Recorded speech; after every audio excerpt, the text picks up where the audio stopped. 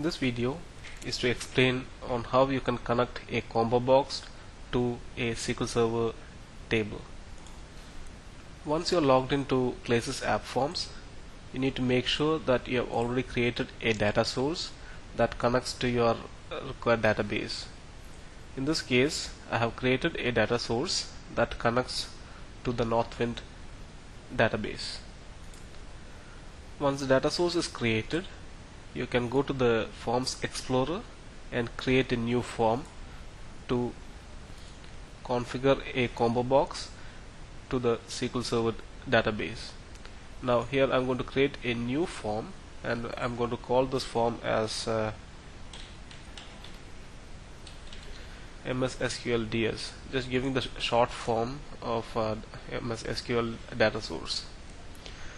Once the form designer loads, you can drag and drop the Combobox control from the toolbox. You can give it a name.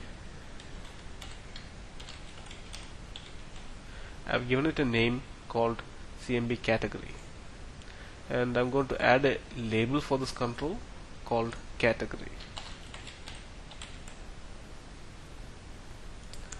Once you've created the control in the form, now it's time to connect this control to the SQL Server database.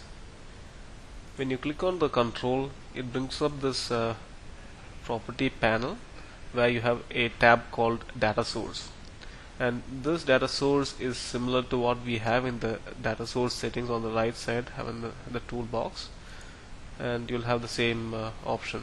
You can either click here to create a new data source, or you can use the new data source configuration link here to create the connection to the database. Now I'm going to click on this link here, and here you have different options. In this case, I'm going to select MS SQL as the data source and click OK. Now it displays all the data sources already created, and in this case I'm looking for a data source named Northwind. Once I have selected the data source, I can click next, and this will load all the tables and views in the database. And here you can see that it displays all the tables, and it's hard to find. I'm going to type in the search option here to find the table called categories, and I've selected the table. Click next. I've selected two tables. We need to give the relationship of those two tables here, but in this case I've selected only one table, so I'm going to click next step, and here it displays all the columns available in that particular table. So I've selected the categories table, and these are the 4 columns in that categories table. When you click on this drop down, it displays the option called both value member and display member. You can bind the columns to the value member or display member of the Combobox, and if you want to make sure that you display you have the same column as a display member and value member, you can choose the option called both. In this case, I'm going to select category ID as a value and category name as a display member. Once I've selected the columns, I can click next, and this step I need to provide the criteria. If I have to filter the values based on any certain scenarios, I can use this criteria builder, but in this case I'm going to ignore this and go to the next step. And here I can select the sort order, so I'm going to sort it based on the category name.